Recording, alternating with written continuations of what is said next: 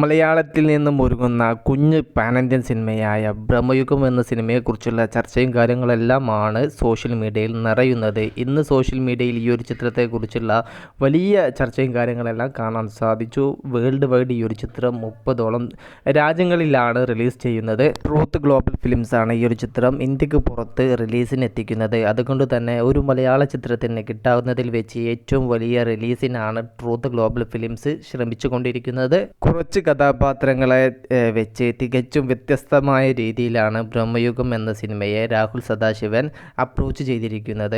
ഈ ഒരു സിനിമയുടെ ബഡ്ജറ്റ് എന്ന് പറയുന്നത് 12 കോടിക്കും 15 കോടിക്കും ഇടയിലാണ്. അതുകൊണ്ട് തന്നെ മലയാളത്തിൽ നിന്നും വരുന്ന പാൻ ഇന്ത്യൻ സിനിമകളെ എടുത്തു നോക്കിയാൽ വലിയ ബഡ്ജറ്റിലും വലിയ ക്യാൻവാസിലൊക്കെയാണ് വരാറുള്ളത്. എന്നാൽ ബ്രഹ്മയുഗം എന്ന സിനിമയിലേക്ക് വരുന്ന സമയത്ത് ബഡ്ജറ്റിൻ്റെ കാര്യത്തിലെല്ലാം ചെറുതാണ് ഈ ഒരു സിനിമ. എന്നാൽ പാൻ ഇന്ത്യൻ റിലീസായിട്ട് 5 ഭാഷയിൽ ഈ ഒരു ചിത്രം എത്തുന്നുണ്ട് എന്നുള്ളതും ശ്രദ്ധേയം തന്നെയാണ്. മമ്മൂക്ക തന്നെ ഇന്ന് FBയിലൂടെ അറിയിച്ചിരിക്കുകയാണ് ഈ ഒരു ചിത്രം പക്കം ബ്ലാക്ക് ആൻഡ് വൈറ്റ് സിനിമയാണ്, വേറിട്ടൊരു തിയേറ്റർ എക്സ്പീരിയൻസ് നൽകാൻ അതുകൊണ്ട് തന്നെ ഈ ഒരു ചിത്രത്തിന് സാധിക്കും. നമ്മളിൽ പല ആളുകളും ബ്ലാക്ക് ആൻഡ് വൈറ്റ് സിനിമകൾ പണ്ടുള്ളത് നമ്മൾ കണ്ടിട്ടുള്ളതാണ്. എന്നാൽ പലർക്കും ബ്ലാക്ക് ആൻഡ് വൈറ്റ് സിനിമയുടെ എക്സ്പീരിയൻസ് തിയേറ്ററിൽ ആസ്വദിക്കാൻ സാധിച്ചിട്ടില്ല. അതിനുള്ള ഒരു സുവർണ അവസരമാണ് ഈ ഒരു കാലഘട്ടത്തിൽ മമ്മൂക്ക ബ്രഹ്മയുഗം എന്ന ചിത്രത്തിലൂടെ പ്രേക്ഷകർക്ക് സമ്മാനിക്കുന്നത്.